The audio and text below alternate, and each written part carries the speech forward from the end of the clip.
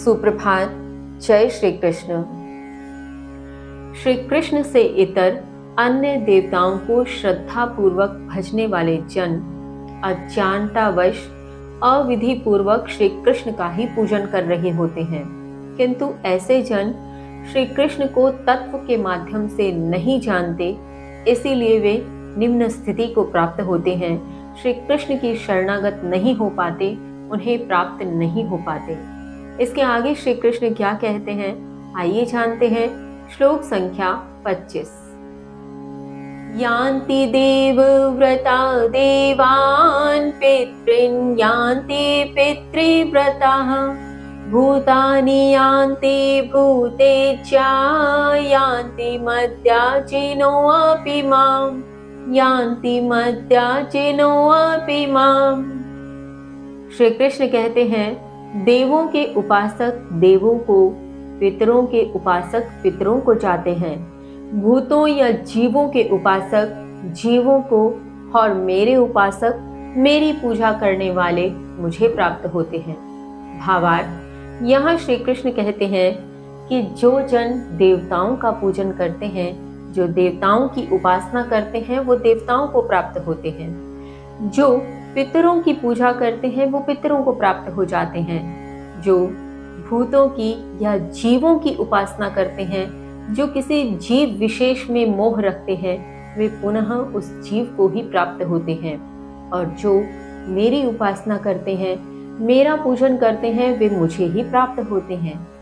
आगे श्री कृष्ण कहते हैं, श्लोक संख्या 26। पत्रं पुष्पं फलं तोयं यो मे भक्त्या प्रयच्छति तत् अहं भक्ति उपकृतम् अश्नामि प्रयतात्मनः श्री कृष्ण कहते हैं, जो मुझे पत्ता, फल, फूल, जल इत्यादि भक्ति पूर्वक अर्पित करता है, शुद्ध आत्मा का भक्ति पूर्वक अर्पित, वह मैं खाता अर्थात स्वीकार करता हूँ। भावार्थ, यहाँ श्री कृष्ण कह रहे हैं कि जो भी जन मुझे भक्ति से जो भी अर्पित कर देता है, वह मैं स्वीकार कर लेता हूँ। फिर चाहे वह पत्ता हो, फल हो, फूल हो अथवा जल ही क्यों न हो, वह मैं स्वीकार करता हूँ। किंतु शर्त केवल एक ही है कि शुद्ध आत्मा से भक्ति पूर्वक अर्पित किया हुआ होना चाहिए।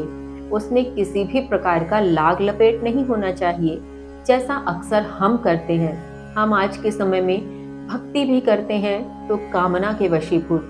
हम यदि ईश्वर का स्मरण भी करते हैं तो किसी न किसी इच्छा को साथ में रख कर करते हैं कि हे कृष्ण, हे ईश्वर, हे राम, मैं तुम्हारा स्मरण करता हूँ, मैं तुम्हारा भजन करता हूँ अथवा करूँगा, तुम मेरा यह काम कर दो।